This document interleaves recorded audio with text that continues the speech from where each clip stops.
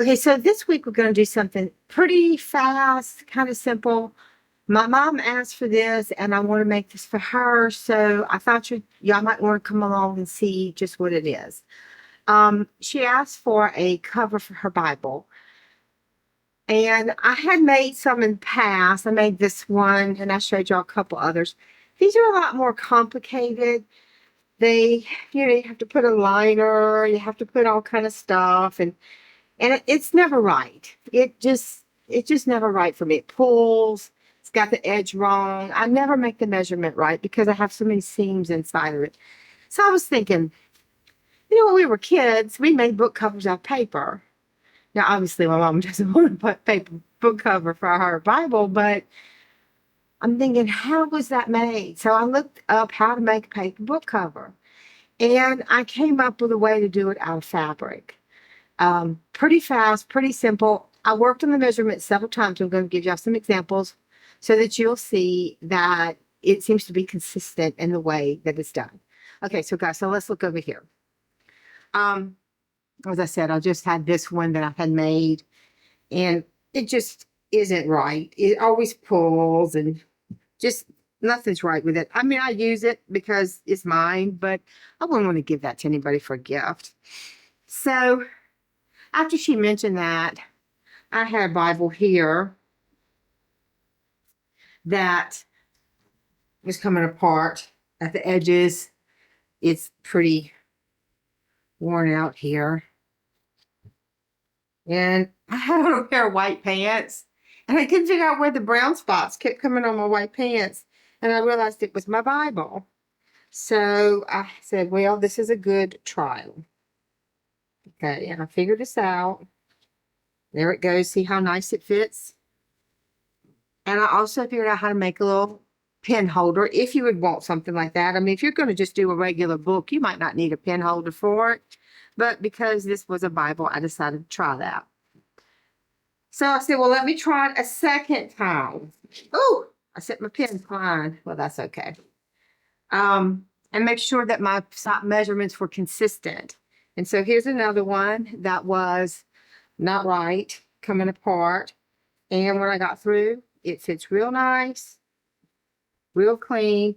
And yes, I made a pen cover. I didn't have enough of the fabric, so I made a pen cover and a complimentary cover for that one. All right, so let's just talk about what to do. You're going to take your book, whatever it is, whether it's a Bible or a book. I mean, you can make this. A lot of people like to read novels. Might want to make a little cover that would fit over their novels. So you're going to measure how tall your book is, okay? So this one measures right at 9.5 inches. So we're going to go with 9.5 on this, okay? Then you're going to measure your book all the way across the width. This is a 0 line here on my mat. You got to open that book up, and you got to roll that spline out. And then you've got to fold it all the way over. And when I did that, this one measured at 14.5 inches, okay? So that's my two measurements, 9.5 and 14.5. Now for the height of this book cover, you're going to add 5.25 inches. So 9.5 plus my 5.25 inches is 14.75. That is what you need. So whatever the height of your book is, add 5.25 inches to that height, and that will be the height that you're going to cut your fabric. The width, you're going to add 7 inches to it. So whatever your width is, add 7 inches to it. And this 14.5 plus 7 is 21.5. I'm just going to set that on the side. So this is that piece of fabric. Now, I just did this to show you. You could put together fabric, and you can use this. It's just as fine, because what we're doing with the back of this, so you can make scraps, is you're going to put a piece of SF 101, the exact same size as the piece of fabric, the whole piece. And that gives it a little body, keeps it a little more sturdy without being hard or crunchy. Okay. Now that's what I use. You can use some other stabilizer if you know of a better one. I have this by the bolt. So this is what I chose. I don't think you could go with something that was completely just featherweight. It needs a little, it needs a little texture. Let's see. So this is that fabric here without any SF101 on it. See, it's pretty flimsy. But when you put the SF101 on it, you see it gives it a little more stability. Okay, once you do this, then you have a few other things to do. You are going to take and you are going to fold your bottom up 2.5 inches. So I use one of these measure things, and I use this on the top and bottom. So I'm going to put it there. Oh, let me do this, guys. I don't know why I'm not doing this to begin with. This ironing surface over here. That would be better. Now let's go back to 2.5 inches. That'll be better. I normally do this on my big ironing board, but you know, I wanted you to see what I was doing. So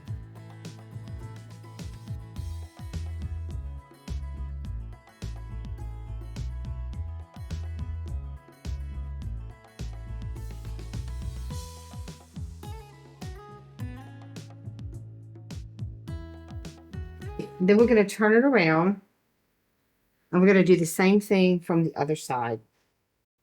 Just start in the middle. Now, before I hit this with the iron, I am going to grab the book that I want to cover. Let's get that a little. And I'm going to make sure that it's tall enough. And it is. You don't want it tremendously taller than the book. You just want it to be enough for the edge. I think I'm going to do that just a little shyer than that. It might have been a little high on that other side. So instead of doing 2.5,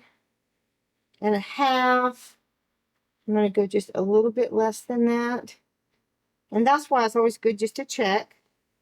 You want just a hair. Like I've got like an 1/8 on the top and bottom. You need it to have that little bit of extra because you need the Bible to actually slide in. Okay. Now you're going to dry fit this. So basically you're going to have all this tested before you actually commit to making it a permanent situation. So once you do this, now you're going to take your ends and you're going to fold them in 3 inches. It's kind of important that these ends be the same so that they be square. Now this side is my front. So I'm going to go ahead and I'm going to iron this good and tight. If we need to make an adjustment, we'll make it on the back side, not the front side. What I'm going to do now is I'm going to take it and I'm going to slide the end of this Bible in here, okay? Just make sure it fits before we go any further. And it should be a tight fit, but it should fit. Okay, so that's fine. I like to see, I think you can see better now how it's got that little bit at the top and bottom. That's going to be just fine. So now I'm going to come over to this end and I'm going to fold it up to 3.5 inches. I mean 3 inches, sorry. Not 3.5, 3 inches.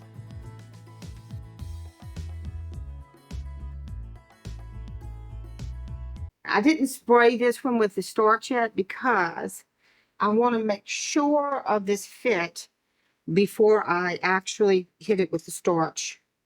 So I'm going to slide this end in all the way. Oops. And you got to kind of turn this. It's going between the front and this first slot. It's not going back here, okay? And we will fix that where it can only go through there in just a minute, but let's just do this first. Okay. Now let's close it up. And there we go. All nice and tight. So that is our Bible cover. It looks good. It's clean. It protects the Bible. And all of that is just coming out just fine. Okay? And that's just what I wanted it to look like. So at this point, what I want to do is make this and this become one. Now, what I did on mine was I took it to the sewing machine and I put, let's see, here we go, right there. I put a little tiny stitch right on the edge to catch that. Okay, so I took a glue stick and I put it along this edge here, okay? And what I want is to make sure that when I put this down, that this piece here is even. I don't want it poking out where it comes past here. Even if it gives me a little bubble, it's okay. That's what I want. And I'm just going to give a little press.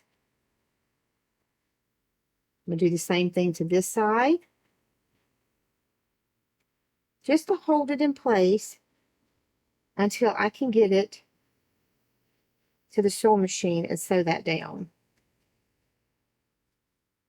Now, I think, I'm not positive, but because you're going through these layers here, these inside layers, this one and this one, I believe you could probably use like fabric stitch, fabric fusion, one of these things here that is a permanent solution to sewing, and you don't have to sew. You can make this a no-sew project. I have not tried it, but I know the other one, I think it's called fabric stitch or something. At Walmart. I know that stuff's permanent. When you use that, it is permanent. Okay. This is not going to be permanent. That's why I'm going to put that stitch line in it. Okay. Now that's going to hold that until we can get it to the sewing machine. And actually, I want this to be my front. Okay. So that goes with that. Now, let's look at our pin cover, just in case you want to make it. I cut 2 pieces at 3.5 by 7.5. This is the back piece. It's this piece here and this piece here. Okay, the back piece. Then I cut one piece 3.5 by 11 inches and folded it in half so it would be finished on both sides. Okay. Then I cut one piece of SF 101 3 by 7. I ironed that right in the middle of just one of the back pieces, not 2. So you're going to put that piece down with the SF 101. Then you're going to put you're going to sandwich your piece that's going to hold your pins in between. Now, as far as the elastic goes, how I figured the elastic was I did double the height. So that would be 19 inches minus 7. So that's 12 inches. And this should be 12 inches long. But let me double check myself. Right at 12 inches long. Okay. Now what I'm going to do here is this is going to get sewn really close to the edge there. And this is going to get sewn really close to the edge here. Then I'll come back and we'll put this on top and we'll sew all the way around, leaving around a 2.5 inch area to turn it out. Okay. So the next step is for me to take what I've got here and bring it to the sewing machine and get it finished for y'all over there. But we're really close. This is a really fast project. And like I said, if you wanted to make a piece of scrap fabric into a piece of fabric, would be no problem with that. All right, I'll see y'all at the sewing machine in just a minute. Okay, so here's the bookmark. Here's the book cover, and this is the pen holder. All I'm going to do is I'm going to come over here to the sewing machine. I put on an open-toed foot, and I'm going to open this up all the way. Now, I'm going to test before I actually sew, okay? I'm going to make sure that it's just catching the edge, but I want to make sure that it's actually going to catch the edge also. So I got it at a 7.0. I'm going to move it back to a 6.8. Yep.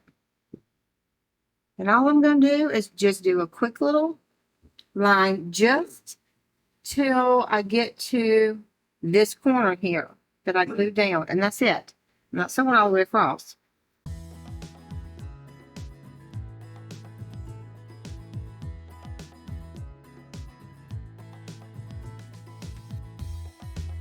And I'm going to come down here to this end and do the same thing. And I'm going to do this to all 4 corners. So, again, we're going to take and put a right side up. We're going to take and put we want to put in the middle. That's your point. So let's mark the middle. And then we're going to want the middle of our elastic.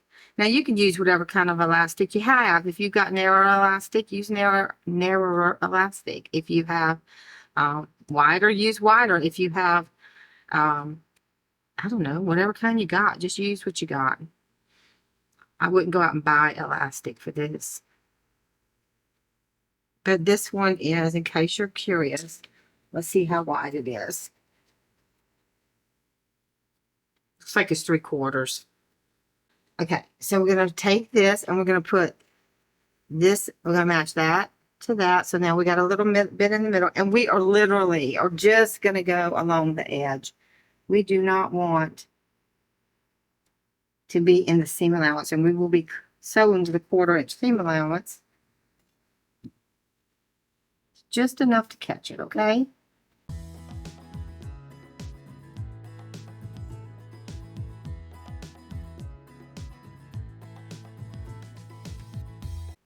Okay, so then the next thing we're going to do is we're going to fold this down so it doesn't get caught when we sew. We're going to put this on top, and we're going to put this right side down. And I'm going to put some pins in this. Okay, so we're going to choose where we want our opening. And since I want my opening here, I'm going to use a different pin, ouch, along this edge, so I know where to stop and start. I always use a different pin to do this with. It just helps me pay attention to what I'm doing. I'm going to use plenty of pins because, to be honest, y'all, this is it's kind of thick and I don't want it all twisty-turny. Okay, so I'm going to start here and work my way all the way around and stop here. I will backstitch where I start and backstitch where I stop, and that way it'll reinforce where I'm turning at.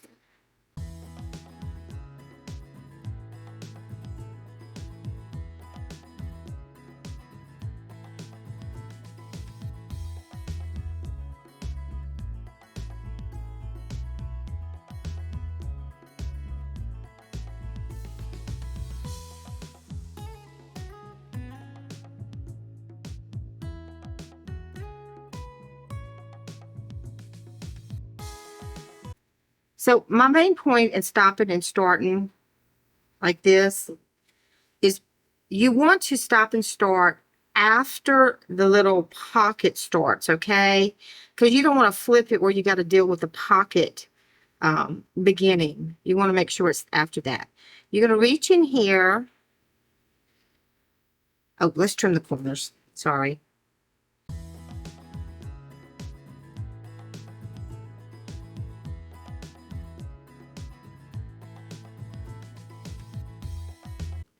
So we're going to reach in here and we're going to look and we're going to find the area that has the elastic also. And that's the pocket area you want to turn from, okay? And it's a little tight. That's why I double enforcing those those start and stop points of the turning area is important. Now you need to find something to use to push out your corner. be careful. It's easy to blow out a corner. You know, you don't necessarily want to blow out a corner. All right, guys, I'm going to work and get all these corners pushed out. I'm going to get this folded in, and then I'll show you how to finish it. Okay, so I got this with all my corners pushed out as good as I can get them. And I took where we had the opening, and I put a little glue in there, a little bit of the glue stick to hold it in place. So when I sew it, I don't have to try to tuck it in. And it's holding really well. I mean, if it'd be permanent, like fabric tack, that's the word I was looking for earlier, fabric tack. You could probably use fabric tack in here and not even have to sew this edge. So anyway, here's the Bible cover itself. And you can see it fits really well. It's got enough space for it to be able to open and lay out, but yet it's nice and tight there. So I'm real pleased with that. And here's the cover turned. And all I got to do is just sew just a little edge all the way around it. And that'll kind of give it a finishing touch and seal that permanently. The only thing is when you're sewing this, you got to pay attention to where your elastic is so that you don't accidentally sew over it. So I just kind of got my sewing machine set up here. I've got my my needle position all the way over to 7. And I'm just going to run my regular foot along my 1/4 inch, and that'll just give me a small edge.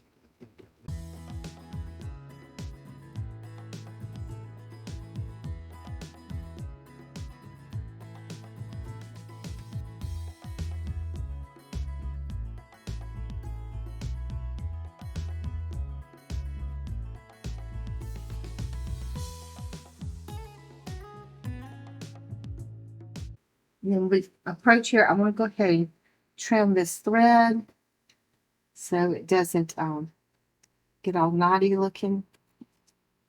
Trim it from the top. And we just want to make sure that pretty much lines up. We can just back stitches, couple stitches. Okay, guys, so a couple things. First, I want to thank y'all all for watching me again this week. I know this isn't what I typically do, but my mom asked for this, and I wanted to do something for her. Her birthday's coming up, and she wanted this for her birthday. So, Mom, happy birthday early. And couple little notes. I got my notes written down here. I don't want to miss this. Okay, I wanted to clarify that I mean for the elastic to be cut double the height minus 6 inches, not 7. I tried to put it in the subtitles and all, but I'm not sure if I was clear on that, so I want to be clear on that. Also, I want to talk to you about this. So if you happen to have a book that's got a thicker binding than like the Bibles that I have, you might want to add an extra 1/4 to 1/2 inch, or at least when you, to your, well, to both, I guess. Now, when I talked about double check, especially if you're binding thicker, because if you're binding thicker and you don't allow for that thickness, it might need to be folded in a little less. So you might want to just cut it maybe 1/2 inch bigger, 1/4 inch bigger. I didn't do that, but it's just something to think about, okay? Because you got that thickness, it's going to turn over that, and that's going to take up more fabric. And it's both sides. The green scrap piece that you saw that I did not turn into a book cover, I'm going to use that in a scrap quilt next week. So I just want to give y'all a heads up on that. I want to thank you all for subscribing, giving me thumbs up, making a comment. All that has really helped my channel grow, and I appreciate it. My anniversary is coming up on the 7th of September. I know that YouTube says my channel's been out there for a year in May, but that's just when I got signed up by name. I didn't actually release a video until September 7th. So that's coming up, and I'm really excited about that. I'm feeling pretty good about my channel. And anybody out there that's not subscribed, that's watching, and if you wouldn't mind hitting that subscribe button, it really helps tell YouTube to put me out there for more people to find me. That's really what it's all about. Oh, and I got my first super thanks this past week. You know who you are. You're awesome. You have been there almost since day one. Maybe you were there on day one. I know you were one of my very first subscribers, and you have supported me through this whole channel, this whole time. Never met you, but I feel like I know you. You're awesome. Thank you for your help and your always encouraging words every week. I really appreciate, and I appreciate everybody, but I always want to put a special thanks out to her because she has just been there for me. Sometimes she doesn't realize it. If I've had a bad week or some 60 people watch my video, and you spend 40 hours putting out a video and only 60 people watch it, makes it bad for a sad week. So I really appreciate anybody who reaches out, especially on those weeks, and says, hey, it's okay, you're doing a good job. Makes me feel good. My sister, my mom, always supporting me. So I just want to tell y'all to be safe. Always be yourself. Do your project your way. Don't be obligated to do something the way somebody else told you to do it. I'm here to guide you, give you my ideas and thoughts, but I see from a lot of comments, what I do inspires people. They don't necessarily want to do what I'm doing, but it inspires them to use their products that they've bought a different way. And that is being yourself. So I'll just see y'all next week with a scrap quilt. And until then, y'all be safe. Bye.